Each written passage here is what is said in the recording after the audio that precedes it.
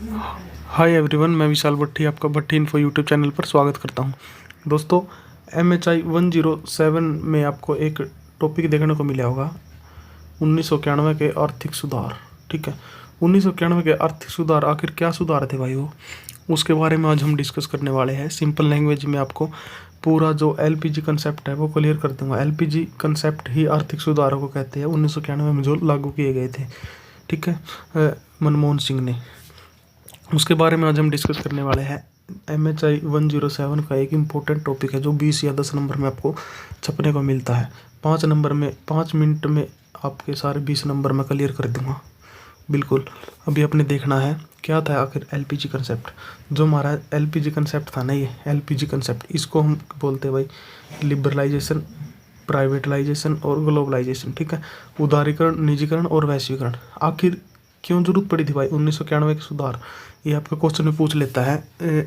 अभी assignment question में पूछा गया था MHI 107 में 1991 के आर्थिक सुधार क्या थे, इन्होंने भारतीय अर्थव्यवस्था में किस प्रकार सुधार किया था। ठीक है, और इनकी जो आवश्यकता क्यों पड़ी थी, तो उसके बारे में डिस्कस करने। जो LPG नीति थी 1991 में आई थी भैया, उस समय जो हमारे प्रधानमंत्री थे ना, प्रधानमंत्री वो थे PV नरसिम्हा राव, और उस समय जो वित्त मंत्री थे डॉक्टर मनमोहन सिंह थे। वित्त मंत्री थे डॉक्टर मनमोहन सिंह। ठीक है, आखिर क्यों जरूरत पड़ी थी। भारत के पास उस समय 1991 में केवल 15 दिन का ही पैसा बच गया था, 15 दिन का पैसा बच गया था। और इसलिए भारत ने क्या लोन लेने की सोची थी, ऋण लेने की सोची थी। किससे? वर्ल्ड बैंक से लोन लेने की सोची थी। और जो ये वर्ल्ड बैंक है भाई, ऐसे लोन नहीं देता। IMF ये भी ऐसे ही लोन नहीं देता। ठीक है, वर्ल्ड बैंक ने क्या कहा था, वर्ल्ड बैंक है जो केवल जिनकी मतलब गुडविल अच्छी है, देशों की विकास, जो विकसित देश है और जो विकासशील देश है, मतलब उन देशों को देता है ये जो अपने देश का डेवलपमेंट मतलब करना चाहते हैं, जो विकसित देश है जिनकी मतलब थोड़ी गुडविल अच्छी है, उनको देता है। उस समय वर्ल्ड बैंक ने थोड़ी सी हेल्प नहीं की थी इंडिया की। उसके बाद IMF से मतलब लोन लिया था, देश पर आए संकट के लिए इस पे लोन लेते हैं IMF से। ठीक है, उस समय क्या हुआ था, उस समय भारत ने IMF से ऋण लिया था, और IMF ने एक शर्त रखी थी। क्या शर्त रखी थी उसमें, इन्होंने कहा था कि आप भारत में विदेशी कंपनियों को व्यापार करने का मौका दीजिए। और उस समय सरकार ने IMF की शर्त को मान लिया था, क्योंकि भाई सरकार के पास 15 दिन का ही मतलब पैसा बचा हुआ था इंडिया की अर्थव्यवस्था चलाने के लिए, और कई करोड़ का लोन लेने की जरूरत थी भाई, ताकि इंडिया की जो अर्थव्यवस्था वो पटरी पर दोबारा लाई जा सके। तो इसकी शर्त को इंडिया ने मान लिया था IMF की। ठीक है, जो उसमें फिर क्या था, जो हमारे ये डॉक्टर मनमोहन सिंह थे वित्त मंत्री उस समय, उन्होंने LPG नीति लगाई थी। LPG liberalisation, privatisation, globalisation. तो क्या थी आखिरकार ये 1991 के सुधार। अब बात आती है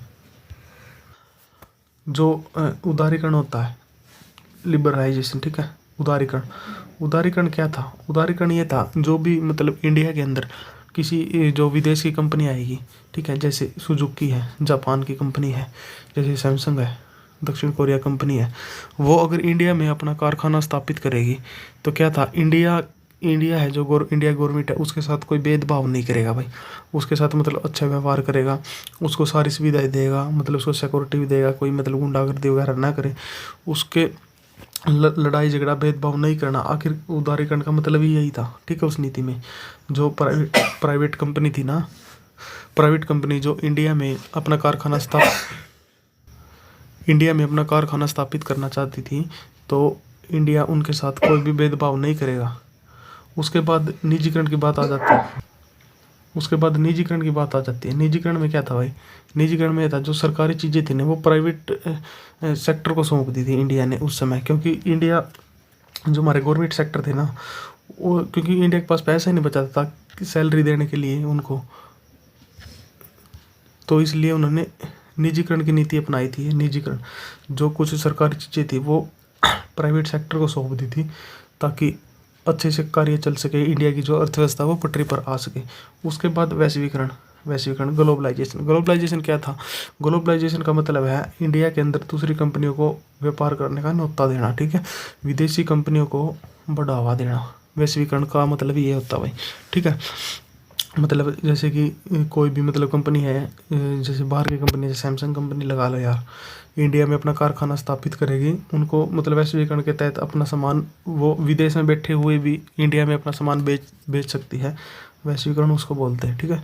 उसके बाद मतलब ये नीति लागू कर दी थी, बट इनको लेकर इंडिया गवर्नमेंट ने एक शर्त रखी थी, ठीक है। ऐसे ही नीति नहीं लगाई थी भाई, बिल्कुल एक शर्त रखी थी इनके सामने, कोई भी विदेशी कंपनी भारत में अपना सामान है वो मतलब बना सकती है, बेच सकती है, अपना कारखाना स्थापित कर सकती है, बट क्या था, जो सेना का सामान नहीं बना सकती, रेलवे का सामान नहीं बना सकती, अंतरिक्ष का सामान नहीं बना सकती, परमाणु का सामान इंडिया बना सकती, पेट्रोल पंप वगैरह नहीं बना सकती, ठीक है।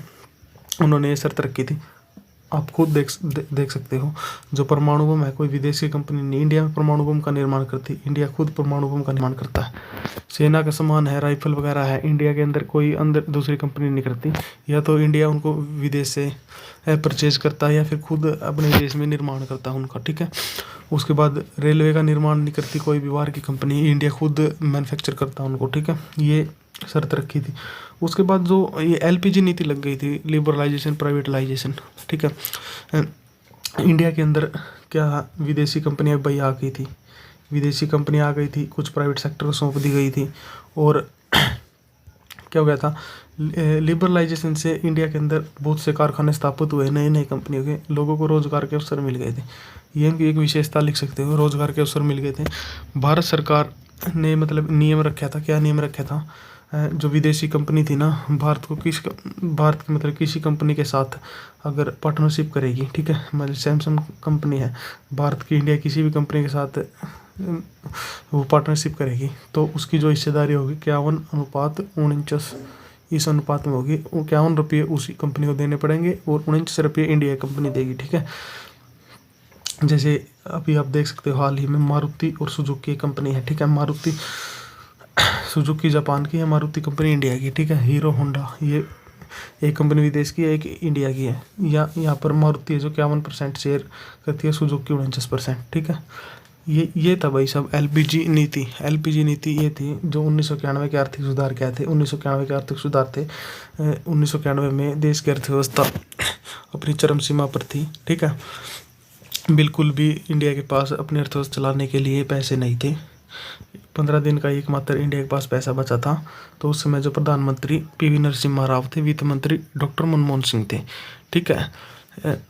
इंडिया की अर्थव्यवस्था को पटरी पर लाने के लिए उस समय वित्त मंत्री ने आईएमएफ से लोन लिया था, और उन्होंने शर्त रखी थी कि आप विदेशी कंपनियों को इंडिया में न्योता दें, ठीक है। इसी संबंध में भारत में पीवी नरसिम्हा राव और डॉक्टर मनमोहन सिंह ने एलपीजी नीति लाई थी, जिन्हें 1991 के आर्थिक सुधार के नाम से जाना जाता। आखिरकार एलपीजी नीति क्या थी, 1991 के आर्थिक सुधार क्या थे?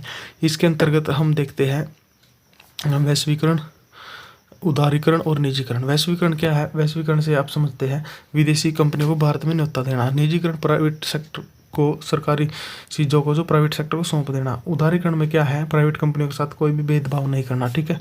टैक्स वगैरह ज़्यादा नहीं लेना यार, ऐसे लिखना है, ठीक है। मैंने आपको सारा मतलब थ्रो आउट कर दिया, मोटा मोटा बता दिया भाई 1991 के आर्थिक सुधार क्या थे। एक पेज पर मैंने इनको लिखा और आपको बता दिया, ठीक है। आपने ऐसे लिख देना, फिर इनकी आपने विशेषता लिख देनी है, मतलब क्या इंडिया में सुधार क्या देखने को मिल गए थे। इंडिया की जो अर्थव्यवस्था पटरी पर आ गई थी, लोगों को रोजगार के अवसर मिल गए थे, इंडिया में इनकम आनी शुरू हुई थी, सभी मतलब लिख देने आपको, ठीक है। उसके बाद हम एक नेक्स्ट टॉपिक आपको इसमें देखने को मिलता है 107 में एक टॉपिक देखने को, वो है पंचवर्षीय योजना। पंचवर्षीय योजना अभी मैं आपको बिल्कुल 5 मिनट भाई साहब सारा डिस्कस कर दूंगा। पंचवर्षीय